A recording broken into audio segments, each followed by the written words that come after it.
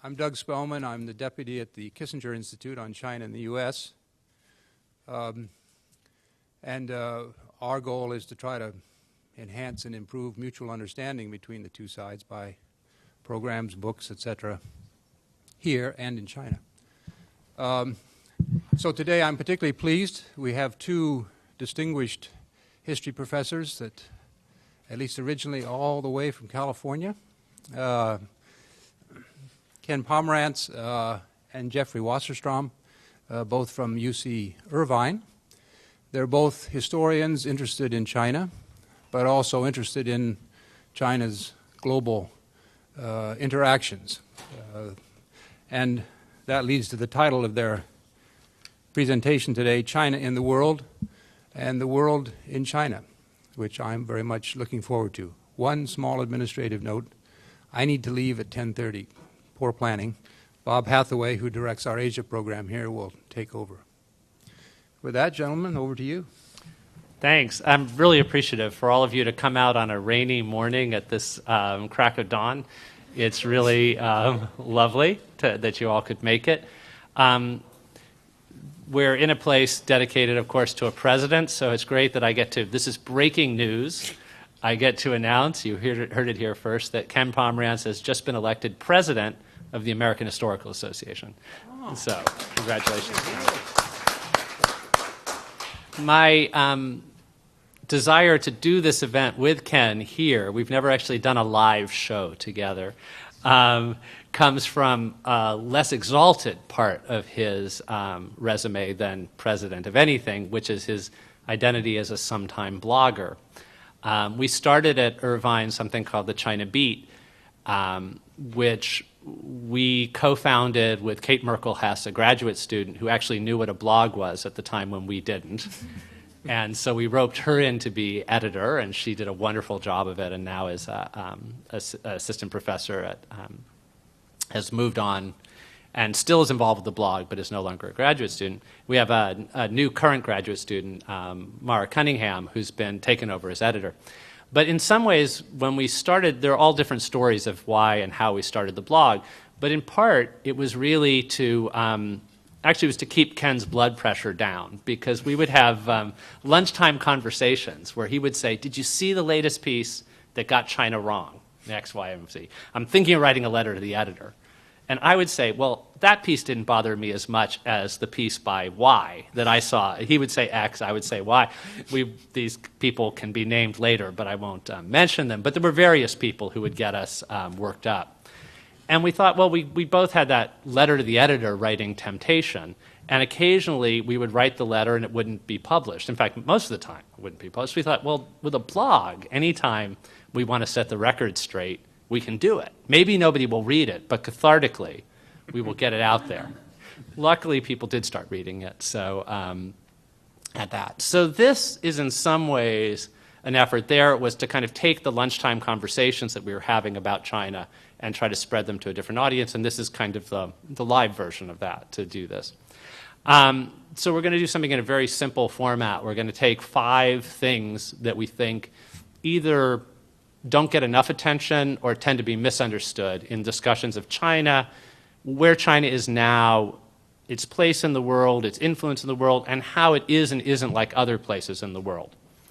The other reason, or one of the other reasons why I'm in DC right now, is I was taking part in a conference where I was the lone China specialist among a group of mostly East Europeanist specialists and some West Europeanist specialists, which is a role I've gotten used to playing occasionally. Since '89, I'll occasionally be asked to be part of a conference on communism around the world, where my role is basically to say, didn't Beijing get the memo? Didn't they get the end of history memo? Didn't they get the Leninist extinction memo? They still seem to be a Communist Party-run state. So I've gotten used to playing this role, and there's one joke I tell, and so I thought I would start with the joke, because there's still a few people around who haven't heard it, I think.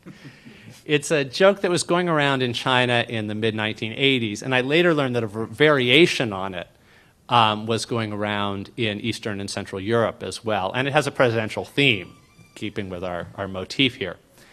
the joke goes like this. An American goes to China, and he's quite boastful, and says, my country is so free, I can go to any public square in the United States and yell out, Ronald Reagan is an idiot, and nothing will happen to me. The police won't interfere with me. The Chinese person says, that's nothing to brag about. My country is just as free. I can go to Tiananmen Square and yell out, Ronald Reagan is an idiot, and nothing will happen to me either. So the question with Eastern Europe is, so this joke stops being really a joke in Eastern Europe because of the changes after '89. Now, it's an interesting question of what would happen to you in Russia if you yelled out that Putin was an idiot. But in China, obviously, the joke still has a kind of resonance. But on the other hand, all sorts of things, and this idea of this became sort of, this joke turned into a political theory in the hands of Nathan Sharansky, who came up with what he called the town square test. He said there are free societies and unfree societies. In a free society, you can go to the town square and criticize the government. In an unfree society, you can't. And Condoleezza Rice quoted this in her confirmation hearings for Secretary of State, and George W. Bush also talked about this is our attitude in the world. We should work to make the unfree countries free. We should divide up the world along these lines. The problem is you really can't divide up the world on those lines very neatly. And China is, I think, a good example of this, or sort of where China's gone. Because actually in a totalitarian mode, or in the Mao period, it wasn't just what you couldn't say at the square, it was that the government kept making you go to the square and shout out your loyalty to Mao or you were in danger. So one thing that had changed by the 80s is you weren't being called upon to go into the square to shout out. One thing that's changed since the 80s is that you can now go to the square and say the Communist Party officials are corrupt, and nothing will happen to you, as long as you're mostly saying the local officials are corrupt, and you're also not saying to do anything about it. So you actually can you don't have to go to the square to express your fealty, and you can go to the square and complain about a lot of things that you couldn't complain about in earlier periods. So this is partly to think about, coming out of this conference, I'm thinking about how, yes, China still run by a communist party, but it's now very different from the model of totalitarian regimes that was described there. So one of the things that I think is problematic is how much this sort of Cold War lens or Cold War ways of thinking about countries run by communist parties lingers, even though it's clearly not right about China. And it's not that China's just changed economically, it's also changed culturally and to some degree politically. So that's a kind of setup for number one on our top 5 list, and we won't do this David Letterman style exactly, but the first thing that we thought is something that we've both talked about in different ways that we think is useful as a counter to this, and I'll start by talking about it, and Ken can add or correct afterwards this, which is that one of the useful ways of thinking about China as similar to another country at another time is not to think about China now and Russia at any one particular point, but is to think about how much China has in common with the United States about 100 years ago. When we were the rising power economically that was making the world nervous, when British views of the United States were largely, sure, they can build really big cities, they can build incredibly fast, but are they ready for prime time in lots of ways? Dickens came to America in the late 1800s and complained about pirated copies of all his books being sold in the local bookstores that he wasn't making a penny from. The U.S. was seen as technologically a place that was pretty good at copying other places, but would they ever really be the kind of creative force that could really set the agenda for the world? And in general, we had dirty cities. All of these things that you now hear said about China were being said then. And by the way, you couldn't form a union. I mean, I won't talk about how well the town square test. We did have kinds of freedom of speech that China doesn't have. But if you were a worker, how free were you to organize? So I think one of the ways to sort of counter the lingering hold of the Cold War analogies is to think about China now and the U.S. then, not as a way of excusing China's mistakes and misdeeds by the government. I think to say that U.S. policies toward Native Americans were unenlightened and in many ways like Beijing policy toward ethnic minorities isn't a way of excusing criticism of that, but it's criticism that's made from a basis of empathy or understanding of mutual things. So do you want to add anything to that? Yeah. What Jeff didn't say is that we have an established division of labor, which is he does the subtle and thoughtful, and I do the crude and obvious and material. So let me start with the crude and obvious and material. I mean, one thing that often overlooked but really matters, that is a crucial U.S.-Chinese similarity, is simply continental scale. And with one thing that comes with continental scale is great power ambition, combined in both cases with sense of exceptionalism. And particularly, I mean, here are two powers that, by the nature of their history and by the nature of their simple geographic placement, think of themselves as having, and in certain ways do, have profound anti-colonial traditions and are perceived by their neighbors as the colonial power. It's obvious once you say it, but it's something that needs to be borne in mind. More materially, the huge continental scale also means, if you think in terms of China and the U.S. a while ago, a preoccupation at the moment with developing a huge, sparsely populated, mostly dry West, with relatively little attention to what that means for either the indigenous peoples there or for, in many cases, the ecology there. Just like the United States, perhaps not a century ago, but 75 years ago, China is now building things like dams and river diversions and so forth on a scale that nobody else has ever really done, and is also developing the capacity to export those abilities, again, much like the United States, in this case about 75 years ago. And it's an analogy that has not gone unremarked. Jeff mentioned a minute ago that the analogy you sometimes hear between what happened to people in the American West during the era of American expansion and what people fear is happening to some of the ethnic minorities in China's interior doesn't excuse anything. I think the interesting thing is that it's an analogy that's invoked both by defenders of the policy and by critics of it, and both by Chinese and Americans. Another thing, again, in some ways a material underpinning to something Jeff already stated, is one thing that goes with continental scale is a huge, at least potentially, huge domestic market, which among other things allows you to play fast and loose with things like intellectual property. If you have to export in order to get to a scale of production that allows you to take advantage of economies of scale and compete in the world, then you have to be able to sell legally overseas, which means you have to play by the rules. If you have a large enough domestic market that you can get to scale, at least at first, selling domestically, there are all sorts of things you can do. That kind of scale of domestic market will also often attract the FDI and foreign technology that makes it possible for you to do these things. First, perhaps shading the rules a little bit, but only at home.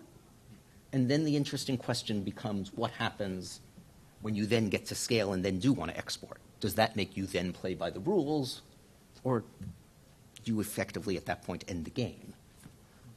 And those are fears that people talked about with the United States a century ago. They're fears people talk about with China now.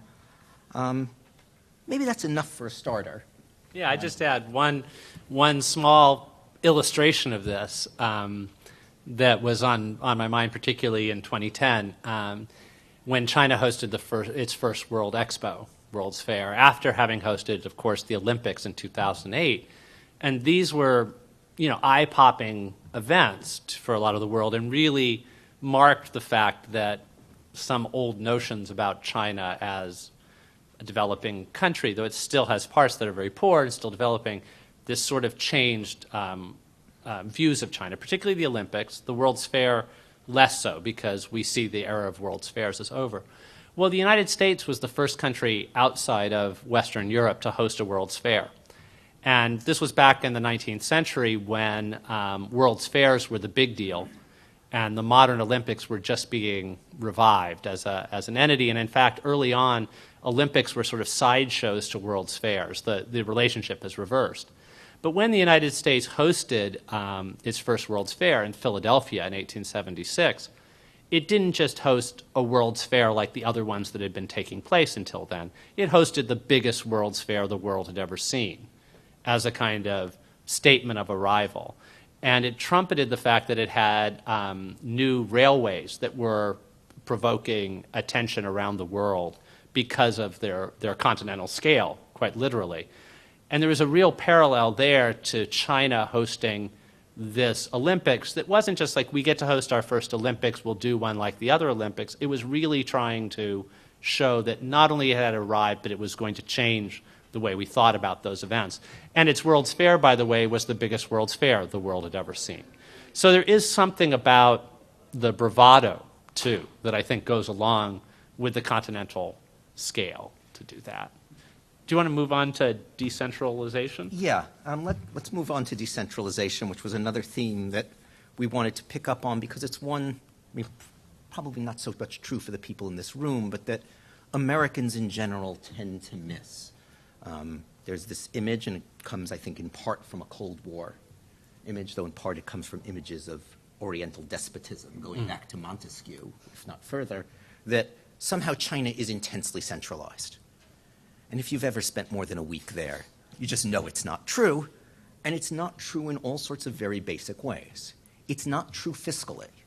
If you look at the percentage of revenue controlled by the center as opposed to by localities, it's actually relatively low in China. In fact, in the 90s, it was the lowest of any country on earth. It was lower than in Yugoslavia on the eve of the breakup, believe it or not. They've obviously re-centralized to a significant extent since then. They could read those numbers too, and they didn't like them. But big money is still, of course, in fact more than ever, made by doing things like shifting land from one category to another, right? So you have the plant of a state-owned enterprise in a municipality. The enterprise goes out of business. What happens to the physical property? Turns out that whether it gets turned over to the municipality or stays with the central ministry is absolutely critical for the finances of both. That's where revenue is created, and that means that where revenue is created, you have this constant friction, center and locality, and that's very, very important. Even more, I think I would emphasize that the state's regulatory power is limited. China's equivalent of the EPA, for instance, has about 300 inspectors for the entire country.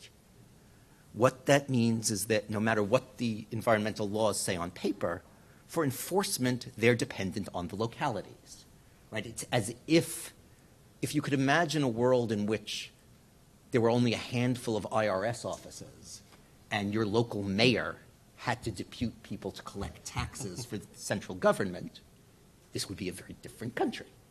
China is pretty close to being that country, and it has really profound importance.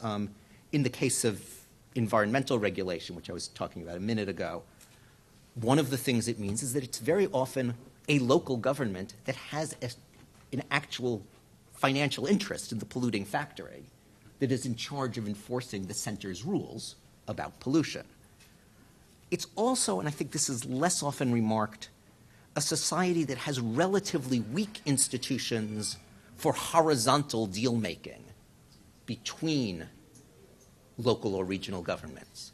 If two provinces, for instance, share a river, there's nothing like the system that exists through the federal courts for the two of them to work something out that then becomes legally binding on both without going to Beijing. So you get a situation where sometimes, if it's something that's really important, Beijing intervenes and imposes a settlement on the two, but they can't do that all the time. So that there are a lot of things that wind up in relatively unstructured jockeying between the two, which is something that I think gets missed in the kind of rhetoric that we often have about this centralized behemoth. The other thing that goes along with this, again, probably obvious to many people in this room, is that the center doesn't know everything that's going on locally. And sometimes that means, contrary to American anti-centralization ideology, that the center is often, relatively speaking, the friend of liberty, transparency, etc., in relation to the local government. Many of you know, for instance, that on paper, every Chinese citizen has the right to petition Beijing to make them aware of grievances that they have with their local government. That in fact, when people try to do this, they are often, literally physically attacked by people sent by their local government to, they're called petition catchers, to basically rough them up and send them home and make sure they never get to petition. What I found really striking is that after quite a bit of time in which Beijing did not acknowledge this problem, when they finally did, where did the story break? It didn't break in something like Nanfang Zhoumo, a kind of magazine somewhere far down in Guangdong that's known to be kind of edgy. It actually broke in a fairly conservative party journal called Liaowang, a real indication that there were people at the center saying, hey, wait a minute, something has to be done about this. That doesn't mean there's unanimity at the center about doing something about it. But it does mean that, again, one doesn't want to push these American analogies too far, but you might want to think about the center-local relationship in many ways, one of which is, think about the American central government and the American South for many decades, right? It's not that the American central government under Coolidge was a great friend of civil liberties, certainly not if you were a striker or an anarchist. But if you were in the South, you were better off appealing to them than you were to your governor. And sometimes, only intermittently, but sometimes they really did intervene and make a difference. Yeah, you actually, the one thing I was going to bring up was Nanfang Zhoumo in a different way, which is, when I think of our division of labor, it's partly, Ken will focus on economic, environment, and material, and big things, and I'll skate around with popular culture and things like that. But I think here I have both a popular culture note and a big obvious thing to mention, which is Hong Kong is the big obvious thing. One thing that really doesn't work with analogies to, say, the Soviet Union or the Soviet bloc is the degree to which Hong Kong has different cultural and media rules applying. And this is something that I think is really surprising if you think about decentralization, and this would be an example of decentralization, meaning you're better off being as far from the center as possible. If you want to publish a book that goes against the rules of the main part of censorship, you can publish it in Hong Kong and in no other part of the People's Republic of China.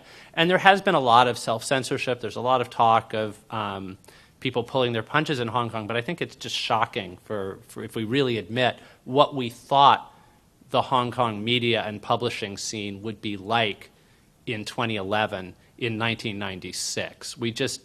We thought there would not be bookstores in Hong Kong publishing works by the Dalai Lama. We thought, there would be something, there would be a movement toward much quicker, toward the same kind of rules applying in Hong Kong. And when it comes to certainly publications, it's still a night and day difference between those places. I was going to say that there's a very decentralized, one place you see decentralization is with media and publications, and an example like Nanfang Zhoumo, the vibrancy of the press, the closer you get to Hong Kong, so part of the mainland, but nearer to Hong Kong so that people are consuming news in a different way because they get things over from Hong Kong. So that would be a counterexample to, I think, that in some ways the center is perhaps, if not more liberal, more concerned about local abuses of power. But if you're going to write powerfully about certain kinds of things, you're going to be better off in Hong Kong or near there. So it's just the variation and the variation in other ways. And this leads to I think there's a lot of misunderstanding when people talk about what you can or can't say in China. You want to say, well, where are we talking about? And certainly what I just said about the public square earlier, that there isn't this kind of enforced expressions of loyalty. Well, there are those. Robbie Barnett recently had a piece in the New York Review of Books. I think maybe it was just on the blog, but talking about these forced expressions of loyalty in Tibet. So that's something in which the center, in which the rules are different in a different part of China. The internet was shut down in Xinjiang when there was unrest there. The government it tries to control the internet, it tries to shape the internet, but it hasn't shut down the internet in any other part of the mainland. And what you can do on the internet in Hong Kong is totally different from what you can do on the internet other places. So I think this decentralization, and this kind of segues into the next point, which I was just going to the third point on our list was going to be that China is still authoritarian, but it's authoritarian in a different way than we're used to thinking of Communist Party-led states being authoritarian, which is a variation on back to the town square test. But I think we're just not used to that kind of setting where the authoritarianism manifests itself in different ways, and one of the ways is in censorship mechanisms. Censorship is more decentralized and also more, it's flukier in different ways than it was in, say, the former Soviet Union for most of the time. And one of the things about that it leads to is if we carry over an idea of that I think we're quite comfortable in thinking about there being dissident figures, where we know how to categorize figures like Liu Xiaobo, who cannot be published in the mainland. Their works get published abroad. They are locked away. This is a horrible situation. We know how to categorize somebody like that with carryover from authoritarian states run by communist parties in the past, and we can think about analogies for contemporary communist party states like North Korea, where you would disappear if you were a critic. Disappear more completely, I'd say, than in China, but we know how to categorize the dissident. We also know how to categorize the sellout or the apologist for the state. We know how to categorize figures who seem to be pushing the envelope and then gradually become part of the official establishment. We know how to categorize somebody like Zhang Yimou, who initially makes these kind of edgy movies and then becomes the state choreographer for events like the Olympics. We know how to deal with those two trajectories, but we don't really have the language for is the trajectory like that of Hugh Hua, who I had the pleasure of seeing speak at Pomona College last week and met and talked to, and has been writing very interesting pieces that can't be published in China. He's written some pieces for the New York Times, International Herald Tribune, and he has a new book out called China in 10 Words that I think is a wonderful book and a very daring book. And it can't be published in the mainland. It was published in Taiwan in Chinese originally. It sold in Hong Kong, but it can't be published. It can't be sold anywhere in the mainland. It circulates in samizdat versions online. And we can think of analogies for somebody like this. He's bringing up things like the June 4th massacre of 1989. He's bringing it up in ways that you can't talk about in the mainland. He's talking about the Cultural Revolution, which you're discouraged from talking about. You can talk critically of the Cultural Revolution in China, but he's talking about the Cultural Revolution and then saying, and some of the same ills from then are still to be seen on the ground in China now. That's something you're not supposed to say in the mainland, and he publishes outside. So he would seem to fit in the category of dissident writer. He's not. He's a member of the Writers Association. When he writes fiction, it's published in the mainland. This is somebody who defies our typical categorization of of certain kind of authoritarian regime. Han Han would be another example, this wildly popular blogger who started out by writing popular fiction that wasn't particularly political, got a big following, is now arguably the most widely read blogger in the world, millions of hits. What he writes is sometimes scrubbed away by the censors.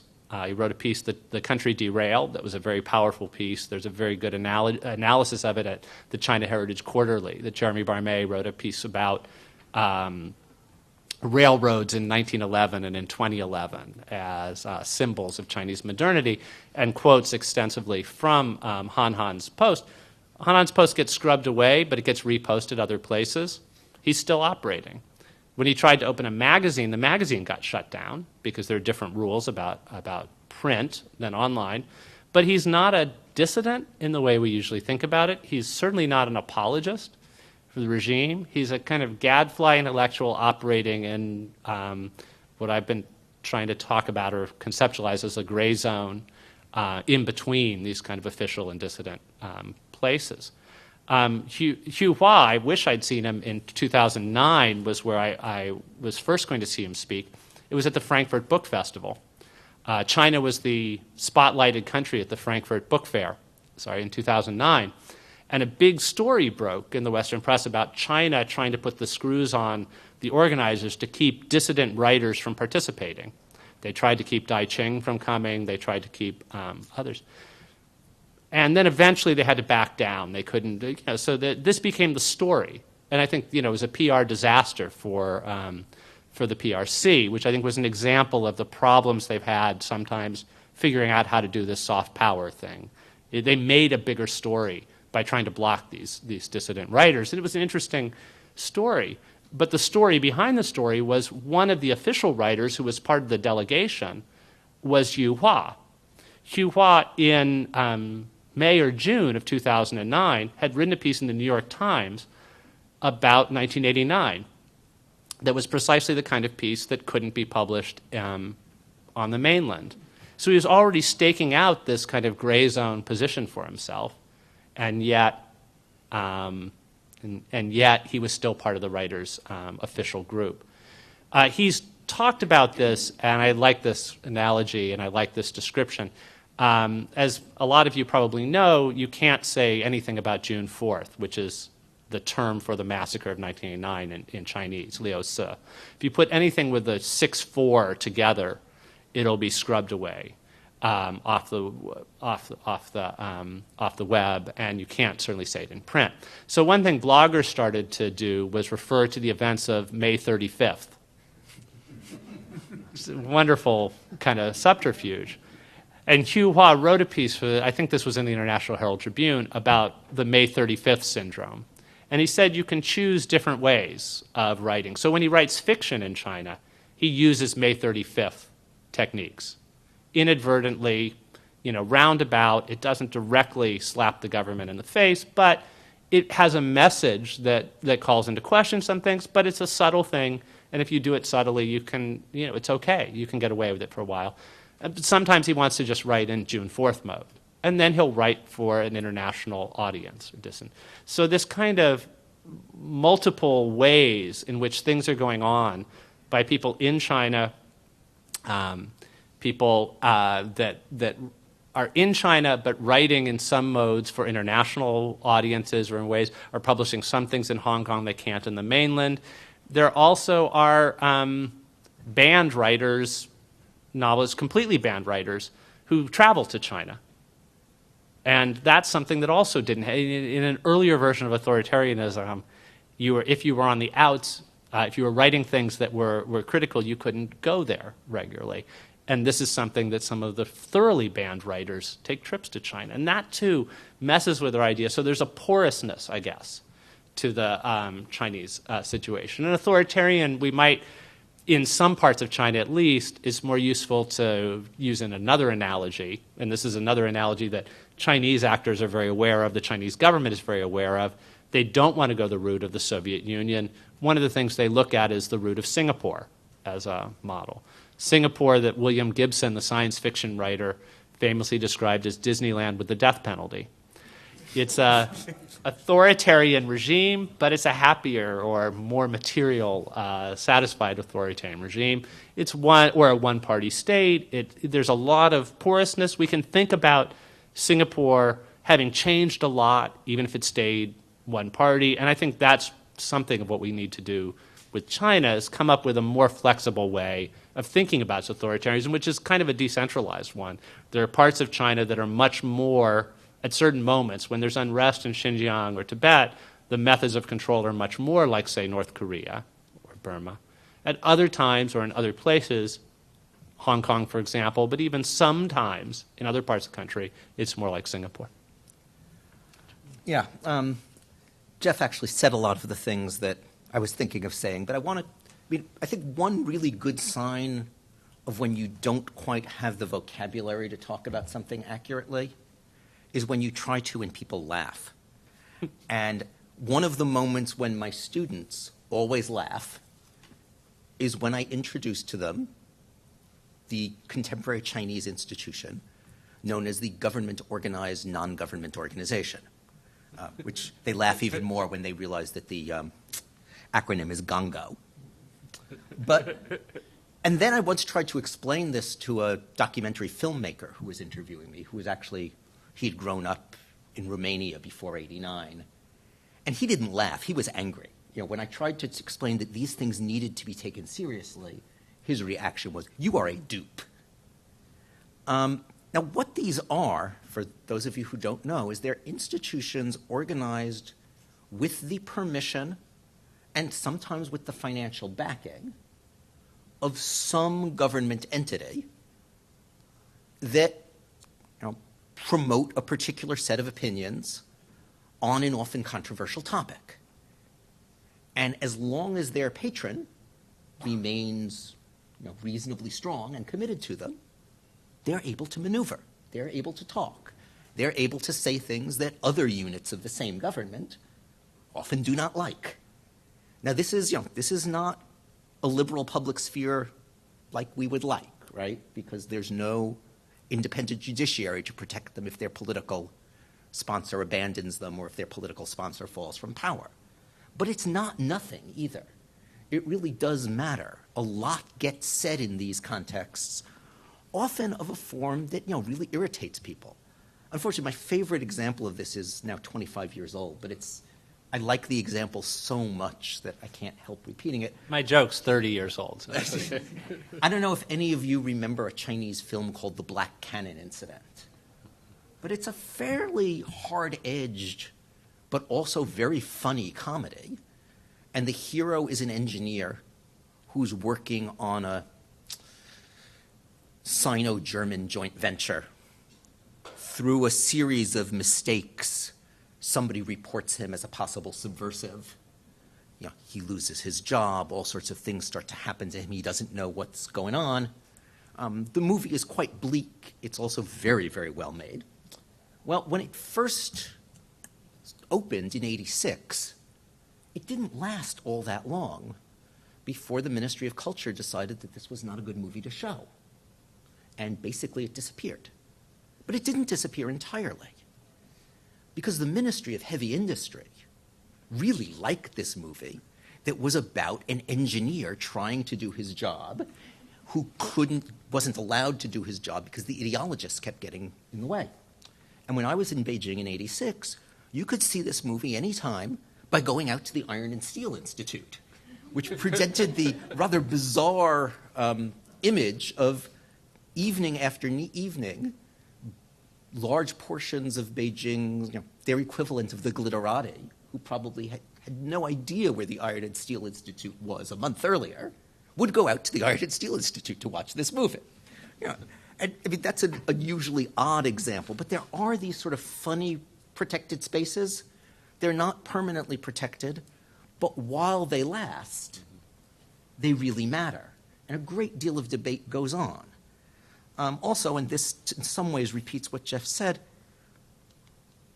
there's no simple answer to the question, what can you say and what can't you say? It depends on who you are. It depends on whether you say it in Chinese or in a foreign language.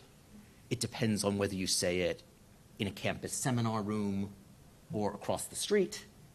It depends on whether you say it orally or in print versus other things. I have a friend who wrote something on a rather controversial topic and was somewhat surprised to see it immediately published in Guangming Erbao. No problems, no difficulty, no nothing. Perhaps encouraged by that, a friend of his did a television interview with him. That never aired. I mean, there were no consequences for either of them, but, a line had been crossed. You get to say this in print.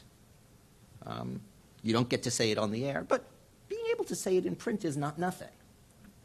And I guess, if I were talking to policy people, one of the things I would say is, this may not be the kind of public sphere we like, but it's a public sphere that's worth nurturing rather than sneering at.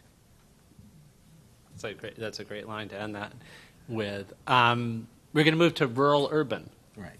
You want to start this Okay, part? yeah. Bob?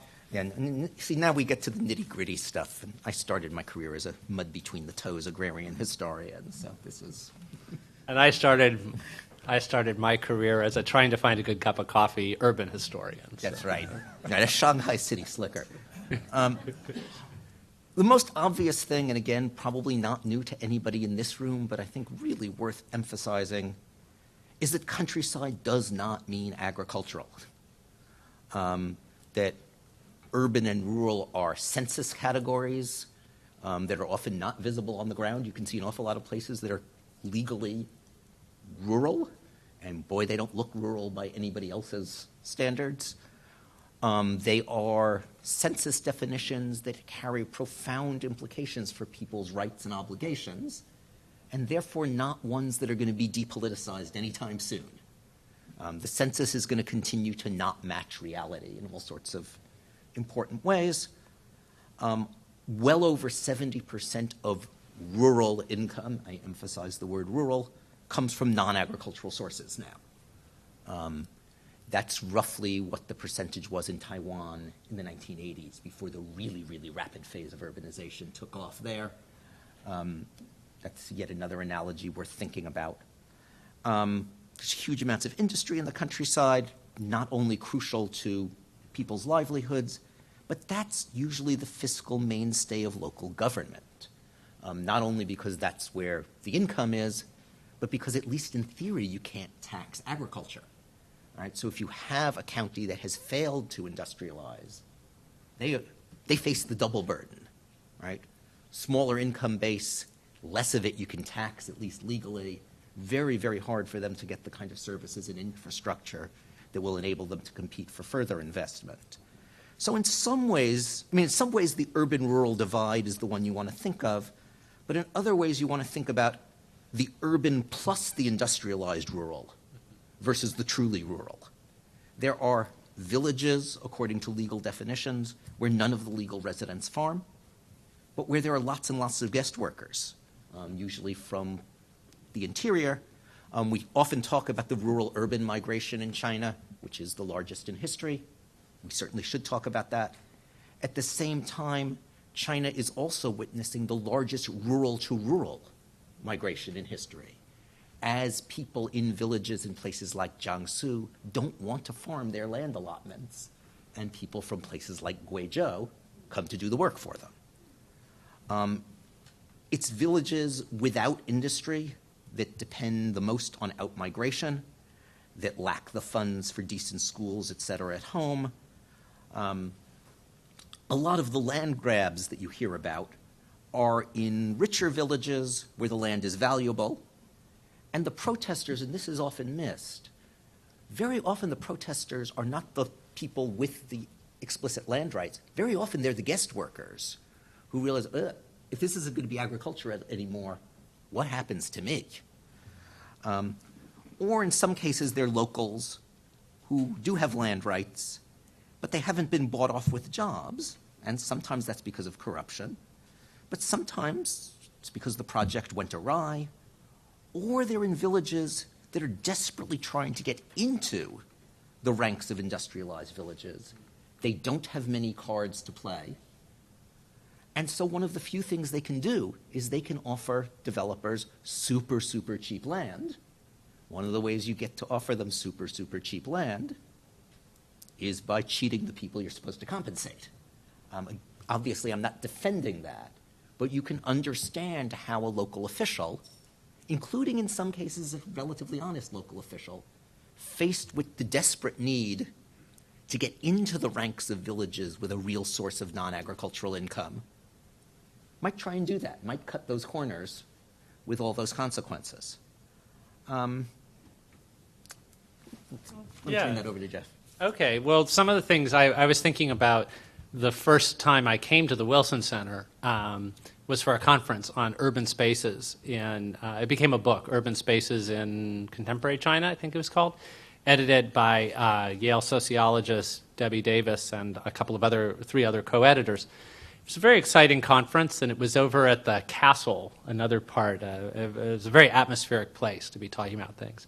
And this was in the 1990s. And I remember one of the things was to be doing urban China at that point.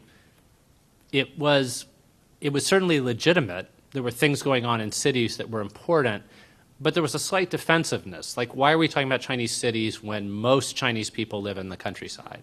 And when I started taking courses on China, it was trotted out 4 out of 5 Chinese live in the countryside and work the land. It was already starting to be live in the countryside and not necessarily work the land in the 80s.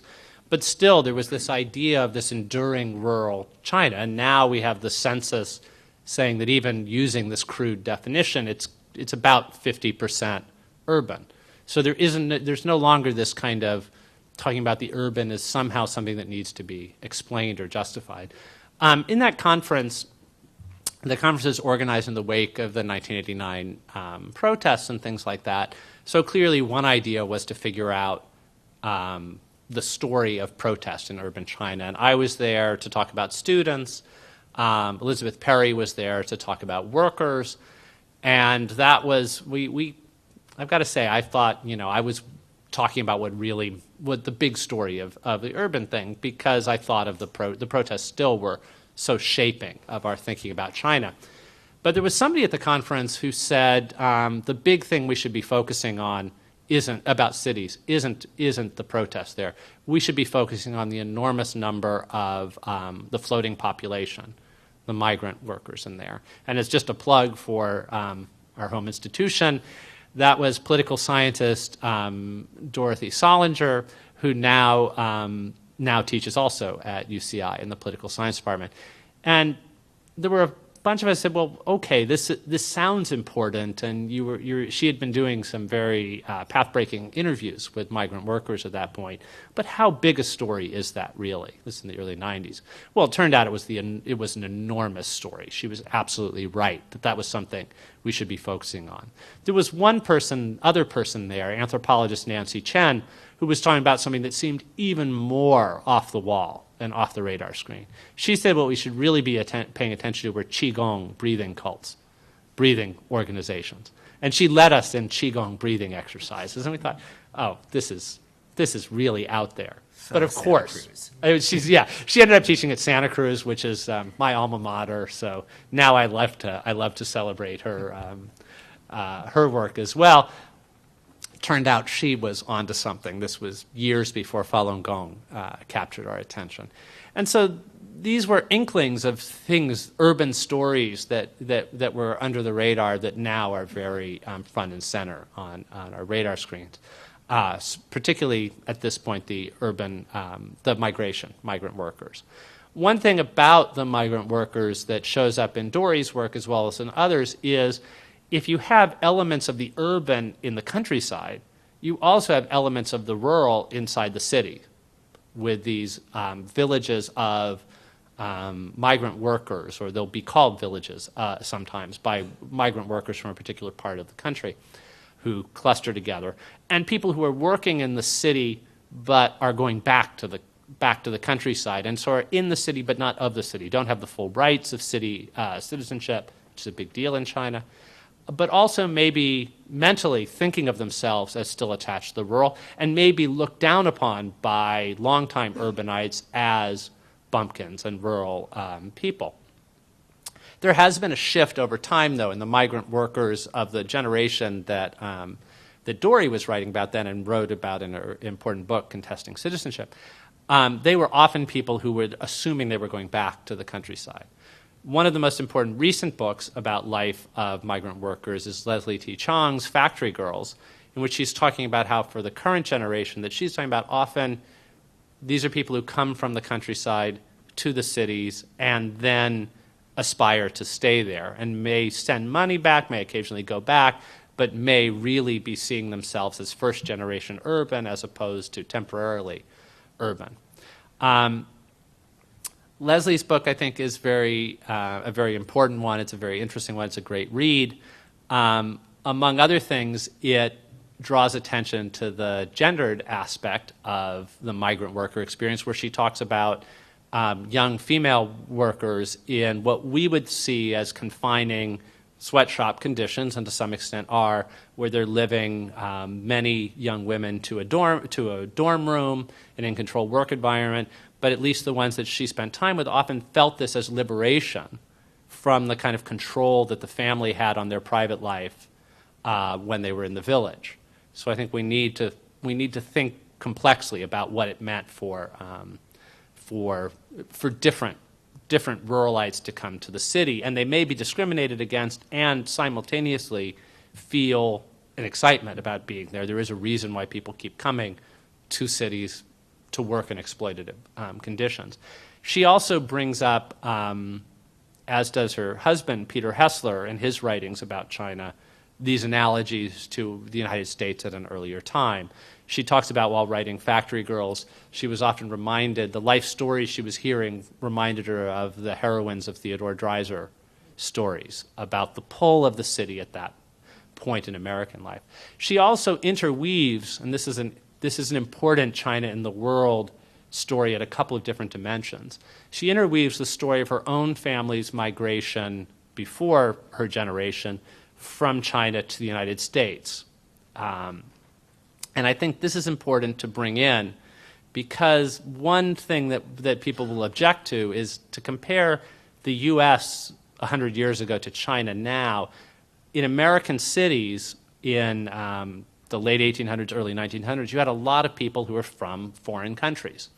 A lot of the workers had come across an ocean and they spoke different languages than the local population. So you had places like New York City, and when its boom time was a city of immigrants, and immigrants from other countries.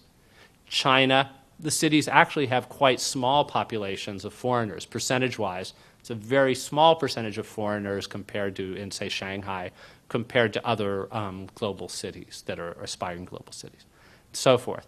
But if you think about the divide between rural China and urban China, and you think about the linguistic, lifestyle patterns, and all sorts of other things that make growing up in Guizhou different from growing up in Shanghai, in many ways, being a YD Ren, somebody from outside Shanghai, is like being a foreigner in that city. The migration is not across an ocean, it's just across land. The migration is not from one nation state to another, but Chinese cities in the booming are largely being built, construction and other things, by people who are outsiders and seen to some extent as foreigners in that setting. So both, that's another way in which I think initially it seems like a flawed analogy with the U.S., but I think it's not a perfect analogy. I think there's an important value to imperfect analogies if they can get us to think differently and we realize the imperfection. But I think that's one that is not as big a problem as one might think if you think about how foreign it is to come from one part of China to another. People eat different foods in different parts of China. Again, all these kinds of things. The language we describe as dialects can be literally unintelligible if you come from one part of China to another.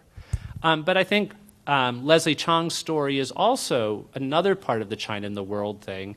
Is one of the other things that's been happening in China lately is more and more people of Chinese ancestry in one way or another are getting drawn back into the sphere of China, discussing China. All kinds of people are reconnecting with the country who had parents or grandparents who probably said, as long as China is run by a communist party, we'll have nothing to do with it. So that's another difference of China in the world. We should probably move to Q&A. We got 4 out of 5. We got 4 out of 5. I do want to just add one, since I can't help being a boneheaded literalist. I was just sort of playing around with numbers a while ago and realized something, which is if you look at the difference in per capita income between Guizhou and Shanghai as a ratio, it's about the same as that between southern Italy and the United States at the turn of the last century. Right? Wow. So Okay. a Sicilian landing in New York or Boston or Philly was bridging, in economic terms, roughly the same divide that someone from Guizhou turning up in Shanghai is trying to bridge. Wow. Okay. Number 5 was going to be the demographic shift, both the aging of the population and the male-female proportion. But let's open it to questions. And if one of us wants to ask, so what do you guys think about the demographic shift? We've got a prepared answer for that one. My apologies for not being here at the beginning. Doug and I sort of a tag team match here. From what I heard, it was obviously stimulating, and we'll now turn to you. I'm going to ask you, we're going to send a microphone to you because we're webcasting this, so wait till we get the microphone. Identify yourself. If you're asking one of the two panelists rather than either one of them, if you'll identify that person. We'll go, okay, we'll start right here, and then a hand there. I'm Helen Rafael, Resources for the Future. You seem, both of you, what you're saying, seems to imply that 100 years from now, China will have been in the ascendance and be perhaps coming down a little bit in favor of some other part of the world. Are you really so sure that China's going up and taking the place of the United States? I'll start answering it. Well, I thought you were going to go a slightly different thing. I mean, one is that some people think this is a kind of comforting analogy because the U.S. rose and the world order was fine, is kind of how we think about it, right? Britain had to adjust, but it was a very traumatic, very bumpy road that the world went through, world wars and a variety of things. So it's not a comforting analogy. I think it's an important thing to think through. It also isn't a matter of inevitability. I don't think there are guarantees that the trajectory that is currently underway will necessarily continue.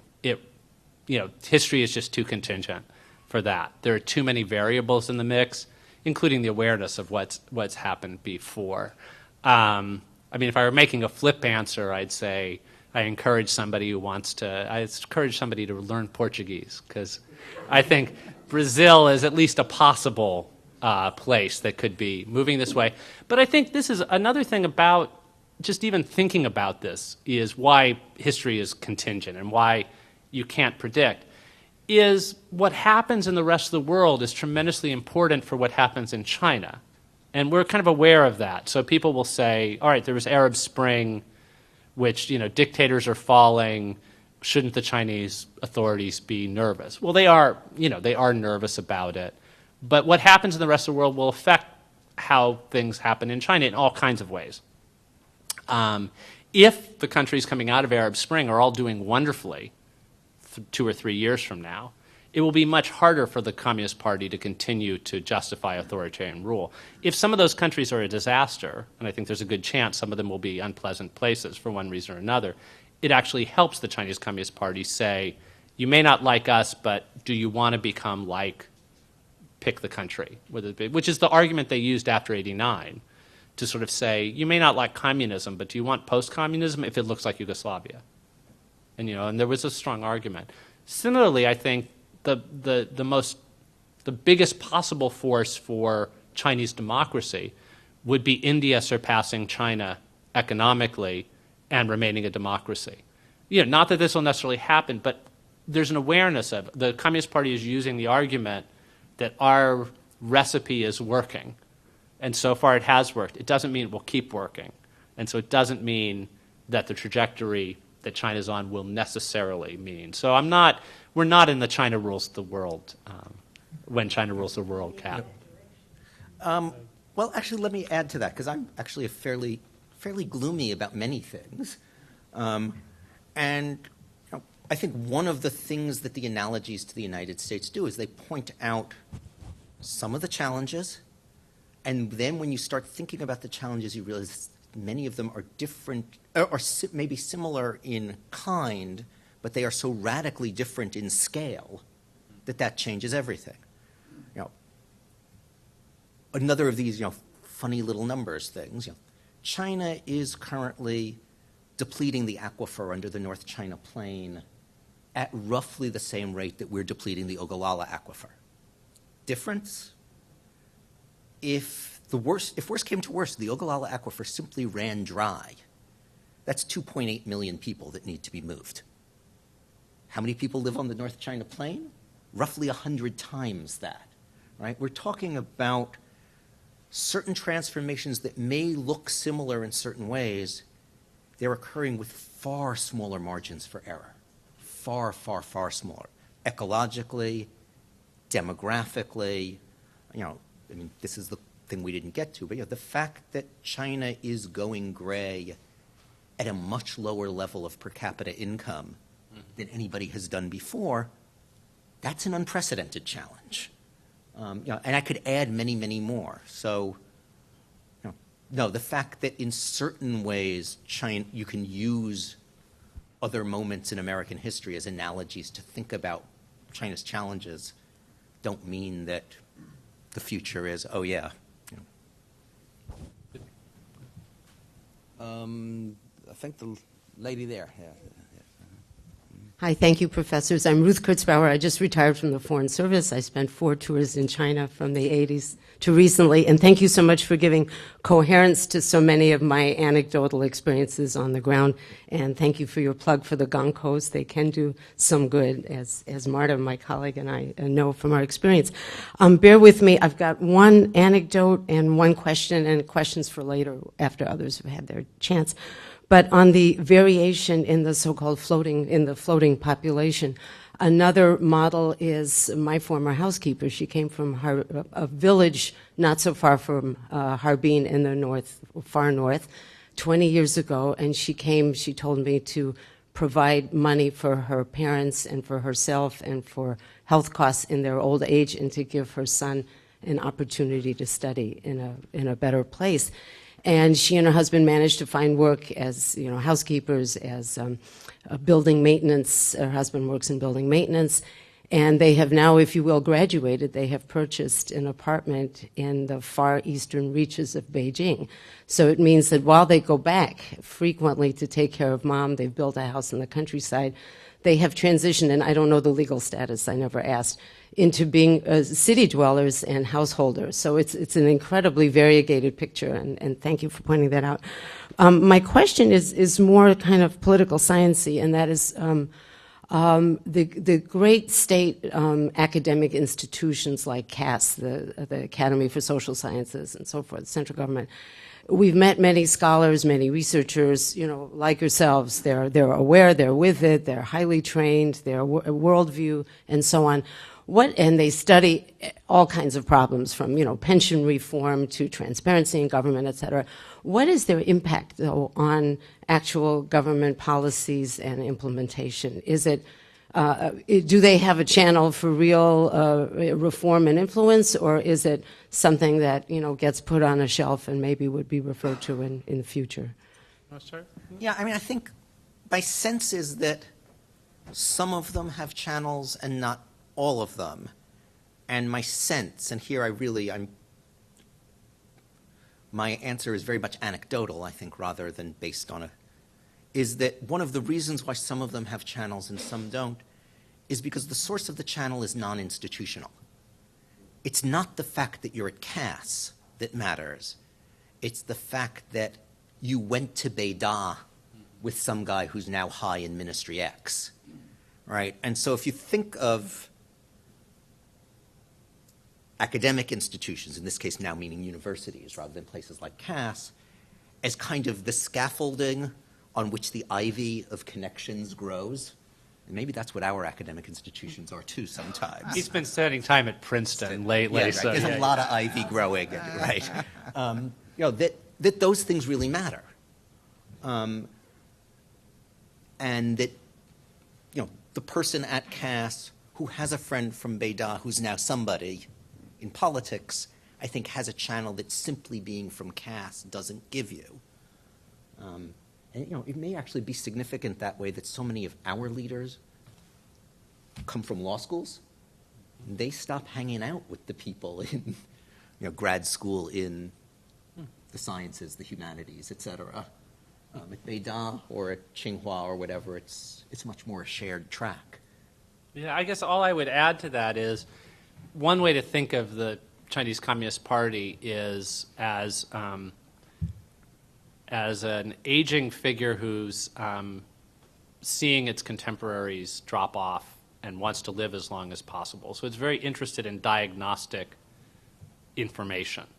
So while people may be looking at all kinds of things, a lot of what will get the most purchase is things that seem to suggest longevity for the government, which can lead to, it can lead to more liberal moves. Recently, it's moved toward less liberal moves, whether that's about the state of the world or the state of self-confidence of the government or so forth.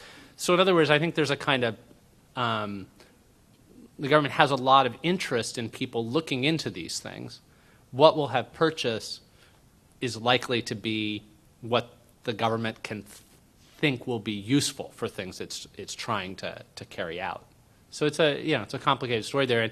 And what Ken was saying about this non-official channels and connection and informal things influencing things, I think Jia Jianying's recent book, Tide Players, is very good at giving you a sense through it's organized through biographies of several intellectuals and several entrepreneurs. But it spends a lot of time tracing these kinds of connections, and she partly knows some of these people from her own, she's moves between China and the U.S., but also is in fairly influential circles connected to them. And so you start to disentangle, and you start to see how these kinds of things can flow in different ways. Okay, we'll do the gentleman here, and then we'll move over to the other side of the room.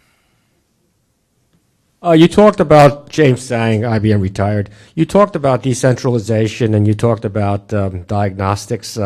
Could you say something about what the quality you think of statistical information in China? Governments like to run on numbers, and one always hears a lot of different opinions about it. And given you have a decentralized system, one wonders about what kind of frictions as you try to get numbers on GDP and things like that.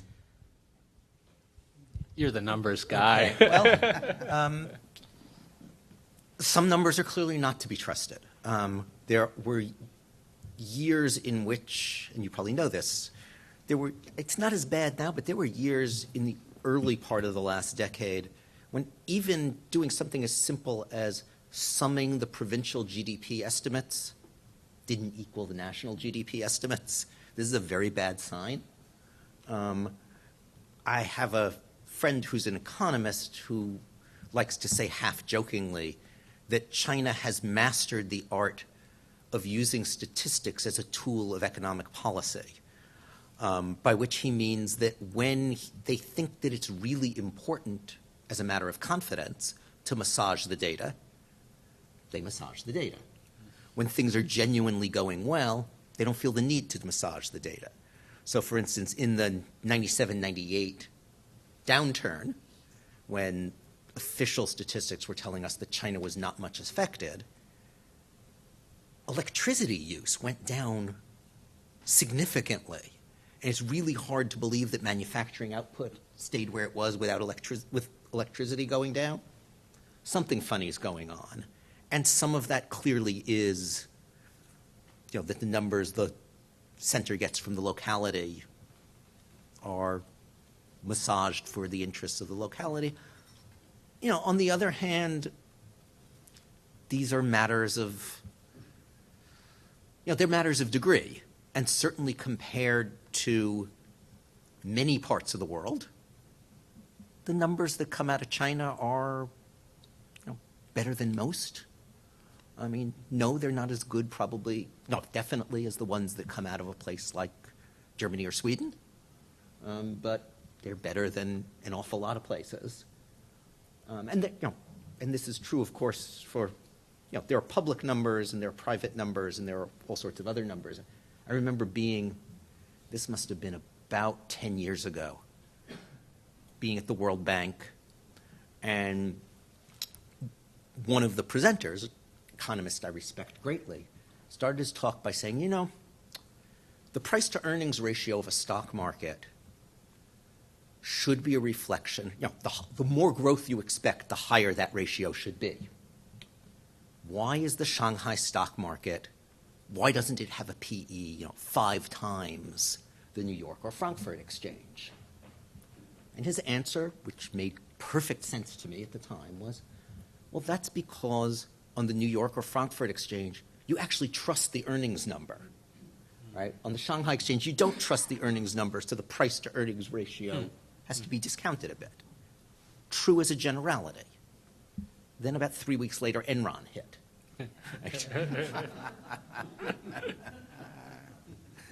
Numbers can be funny in a lot of places. We'll go here and then here. David Nichols, the Historical Office at the State Department. A few decades ago, there was a lot more, I think, Marxist language within China than there is now, and yet China's gone through massive industrialization since then, I think, has a much larger proletariat. Is this a vocabulary that people find relevant now when it would seem to be more relevant than it was then in many ways for people who want change, for labor movements, or is this seen as passé and not interesting? That's a great question.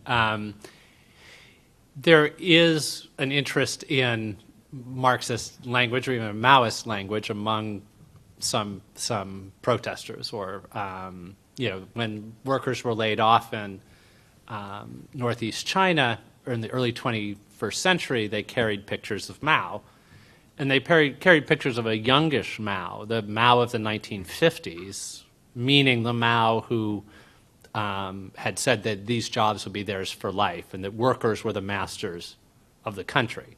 These are not people who didn't realize that Mao had done horrific things. They were invoking a particular Mao that spoke to them. And there is some of that language among workers in that sense.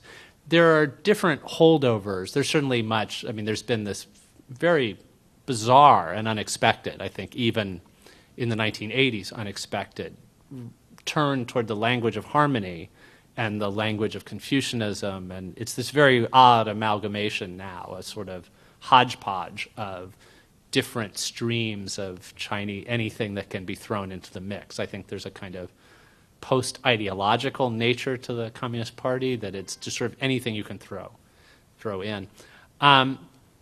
But what you were saying reminded me of, I was writing about bookstores and how you can buy Milton Friedman's books in the philosophy section of a bookstore in China.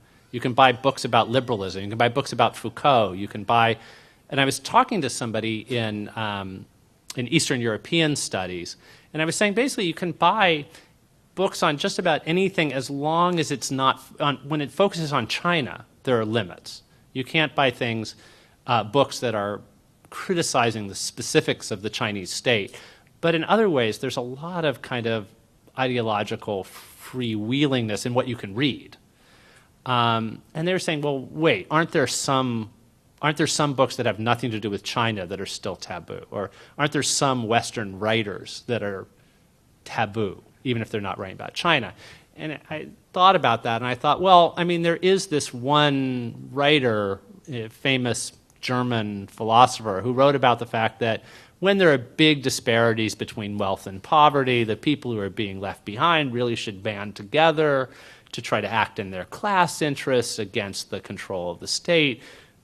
So really, I think if you wanted to talk about what could potentially be very subversive foreign writer, it would be Marx at this point. Now, he hasn't been banned, and of course you can still study Marxism, but if you wanted to follow through some of that, clearly that would be part of the stage. And so while he hasn't been banned, one of the kinds of, there are different protests that get different kinds of responses, and clearly one of the things that gets the harshest response, other than events in Xinjiang and Tibet and things like that, one of the things is trying to form independent labor unions. So if you want to look at it that way, I mean, it can be both a state that's officially still celebrates Marx, but obviously some of the things that are seen as most dangerous to the regime are precisely things like that.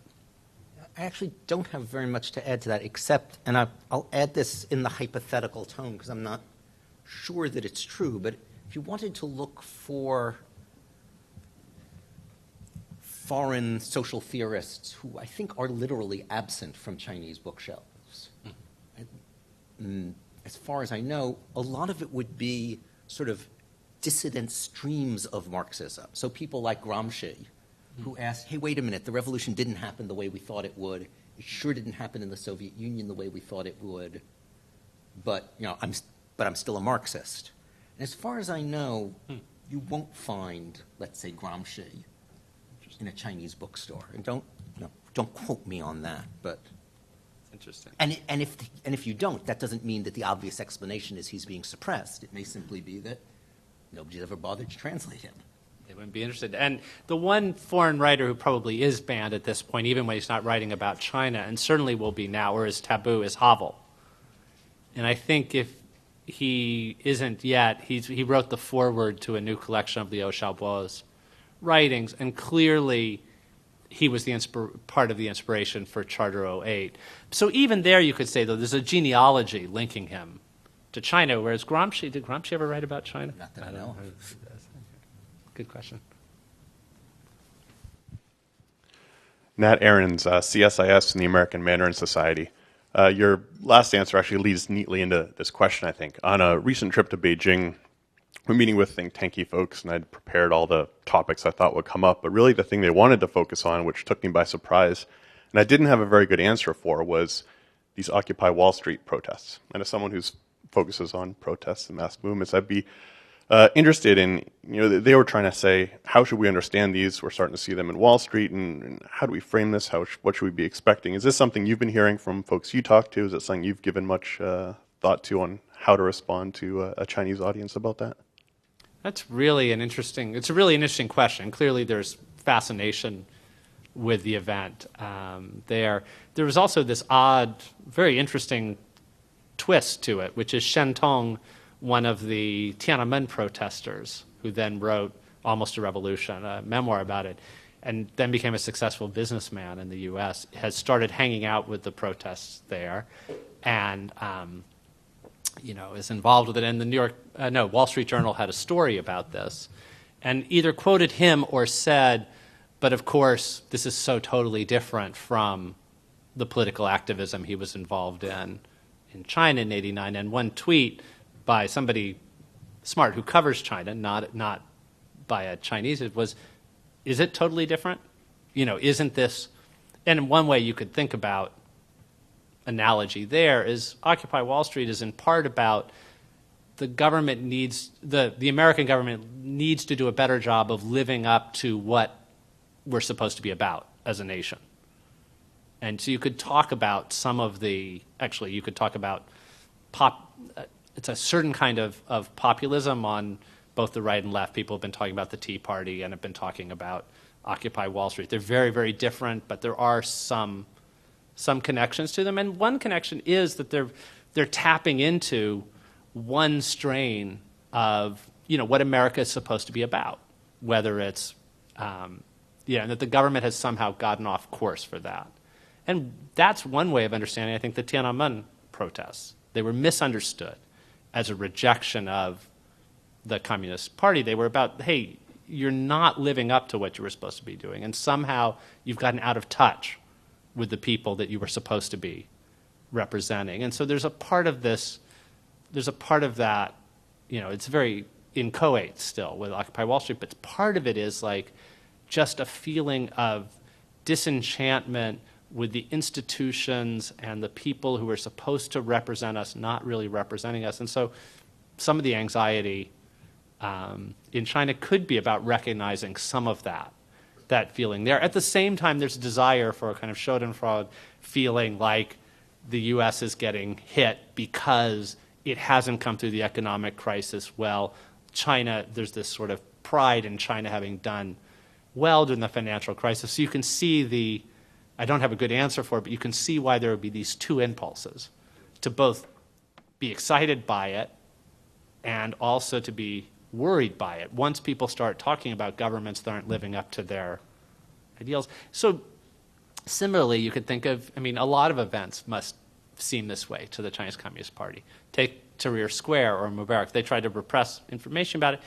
One way to spin it would have been, there goes another American-backed authoritarian who's falling.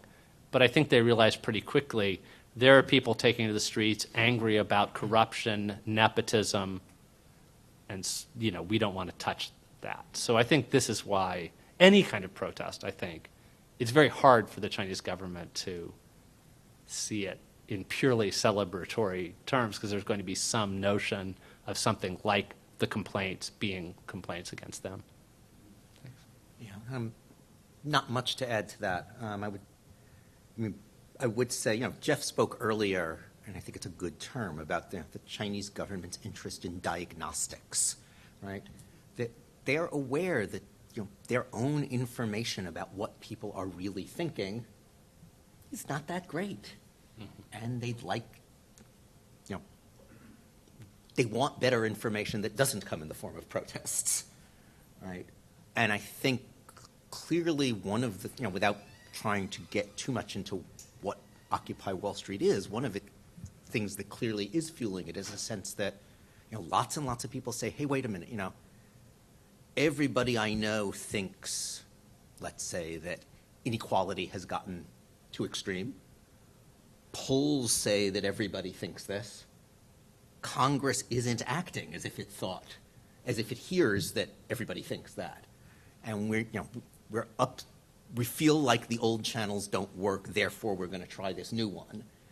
And I think that is an MO that can't help but be of anxiety-provoking interest, but real interest to the Chinese government, to sort of, hey, what does happen when people feel like there are channels we thought worked to communicate to the top?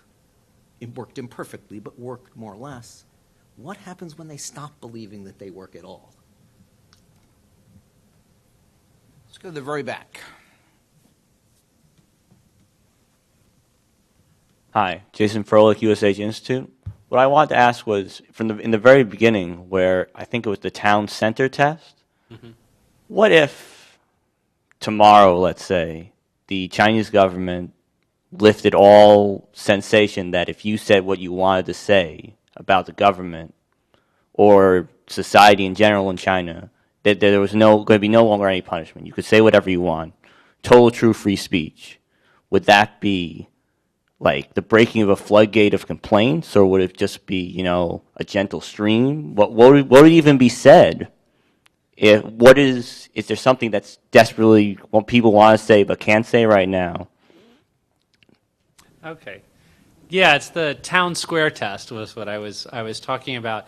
And you've given me an opportunity to say something that I also left out, which is that in a really Orwellian state, you also worry about what you say in private. And a lot of the most disturbing things about the Cultural Revolution, when we find from memoirs, is people who end up suffering because of something they, mutter to a family member, or something that they don't even realize they're saying. Hu Hua has a great story in his new book about how he wished at one point that his name had been Mao, because he was so adoring of Mao, that if only his surname had been Mao. But there was a local official in his wife's village that he heard about who had been surnamed Mao and had happened to be chairman of a committee. And so people would see him on the street and say, hey, Chairman Mao. And this guy would nod and pass on. And then during this sort of extremist phase, the Cultural Revolution, this guy got attacked for that, for putting on airs and pretending to be another Chairman Mao. The guy said, I didn't even call myself that. They said, yes, but you didn't correct people for their mistake. And so we also, and there's a story by a writer in exile called Chairman Mao's a Rotten Egg, about the fear that somebody felt when their child, just accidentally said. So people have, since '89, I think part of the new social deal or whatever the government made is we won't worry about what you say in private, but we will. So there's been already the release of that floodgate, which I think there was.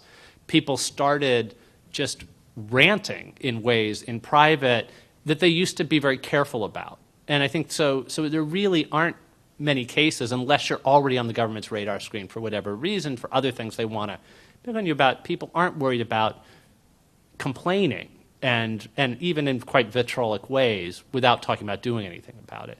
So I think the pent-up, explosion that you might have had that explosion in a different sense when private channels were also blocked. So then there are public channels that are blocked. The public channels that are partly blocked are also partly open, so you can say things in allegorical terms, or you can complain about a local official. You can certainly complain about a local official not in your area. So in that sense, there are things that there's using that example of the pent up and then wanting to, lots of people are saying lots of things that they want to say in some venues. So it would be shifting and taking it to that. I mean, I think the biggest change you would find wouldn't, I think, be particularly about what people say, but the ability to organize. And so I think actually that's the thing that the government is holding the greatest check on. And, it's cliche to quote taxi drivers, though I do it sometimes. It's slightly less cliche to quote a bartender, but one of the best lines I heard in the 90s was from a bartender when I was saying, I was first there in the 80s, which I still view as a magical period because we didn't know it was post-totalitarian but still socialist China, where it didn't have these gross disparities of wealth and poverty, and we didn't know where it was going in a way. But when I came back after 89, I thought there'd be much more of a tightly controlled thing, but yet people had this greater freedom than the 80s even to say things in private, though less ability to talk about alternatives publicly. And what the bartender said was the watchword now is "没有运动什么都可以." If it's not a movement, anything goes. And so to a certain extent, I don't think people are feeling, I mean, yes, they would talk about, some would talk about Tiananmen on the anniversary, would talk about June 4th on June 4th. People, a small group, would talk about Liu Xiaobo. But for a lot of people, a lot of the time, they're saying the things, but they're not able to say them in ways that could lead to action and organization. I think for the first time I'm going to only half agree with you. Good. I mean, on the one hand, I think you're right that the government is much more concerned about preventing organizing than preventing speech. And yet, we also know there are a lot of movements out there, right? Lots and lots of things that are happening. And one of the things that I think we just, as a kind of Heisenberg principle of social inquiry, we cannot know the answer to is how is the rhetoric of the movements that do exist shaped by politics? So you have thousands of these protests every year about local land seizures, pollution, corruption, et cetera. They are almost all framed in a rhetoric of legitimacy. We assume that you, the higher officials at the center, if you only knew how the local officials are abusing their power, you would come to our aid because, of course, we're all on the same page. We all believe the same things. And that's the rhetoric of every one of these protests, right? Nobody, for obvious reasons, ever says, we think the local official is an SOB. We suspect you are an SOB too, right? And that's the $64,000 question. Are they saying, we assume you, the higher official, really still are upholding the principles that this local official has strayed from because they believe that, which is entirely possible, right? That they think the system is still kind of fundamentally not bad and that this guy locally is the problem? Or are they phrasing it that way because they know that the alternative way of phrasing it is not going to get them anywhere? And that, it seems to me, is just something we absolutely cannot know until the day comes when people don't fear consequences for putting it the other way. That's right. Yeah. Well, I regret to say that we have come to the end of our time. My apologies to a number of you who've had your hands up. Warm thanks to both our speakers, and thanks as well to all of you. It's a type of day outside where you have a good reason not to venture outside, and yet we've got a great turnout, which I think is testament to our speakers. Join me, if you will, in expressing our appreciation.